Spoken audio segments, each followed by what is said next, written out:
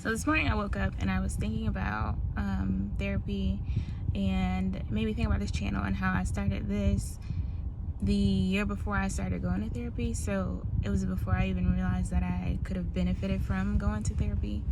And it took a few months before I decided to go, and largely because I had my own qualms and uncertainty about going to therapy.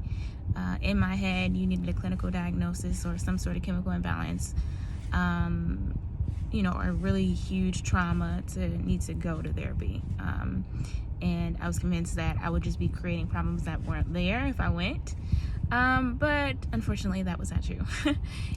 Fortunately, I guess, because I benefited from it. But so I'm a big proponent of going to therapy, especially when you don't think you have problems, because what that revealed really to me is that I knew I was born and bred in dysfunction, but I didn't realize that how much I have learned to operate out of dysfunction, and how it has limited me in knowing more about myself because I live in dysfunction. And so when I say I lived in dysfunction, I mean there was a lot of trauma and no real emotional intelligence amongst my parents or family. Unfortunately, that just trickles down to me, and so I never really learned how to process my emotions, and was actually taught to not express them, and so that just led to suppression. And so the suppression has made it difficult for me to know what I'm feeling, why I'm feeling, and why I'm acting the way that I'm acting in response to the feelings that I'm feeling, because I had to learn what they look like for me. And that was what I learned from therapy, for sure. But also what you'll learn after you've gone to therapy for a while is that it doesn't happen overnight, and I've probably been going for about 2 years inconsistently. And I just recently had an experience where I hurt someone that I was not intending to hurt, obviously. But it revealed to me that first step was becoming aware of my emotions. Cool. The next step was, okay.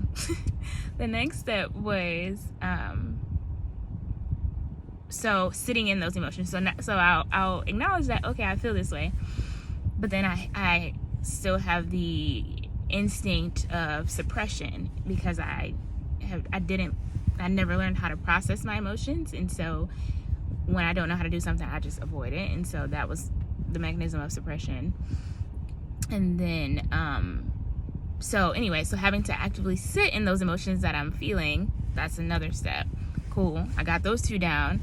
And then now I'm learning how to not only process them within myself, introspection, but also I need to process them out loud with someone else. And I choose not to, because I'm so used to, this is all still new to me, and I'm so used to not doing that. And so I'm learning that I don't do that, and I just react I end up suppressing it still. And so it's like, no, I'm defeating the whole purpose of the work that I've created in becoming more aware of my emotions and expressing them in the way that I should, in a healthy way. So anyway, with all that being said, I'm learning that there is still so much work to do. There's still so much healing that has to happen, and I don't think I could have gained any of this without going to therapy. Is that my gray hair? Yes. Wow. But anyway, I couldn't have gained, also the Holy Spirit, but I couldn't have gained this awareness and development within myself without going to therapy. So I say all that to say that I'm a big proponent of it. Everyone can benefit from it. If you want to hear more about my journey or whatever, I'm an open book, so feel free to ask. But yeah, so go to therapy.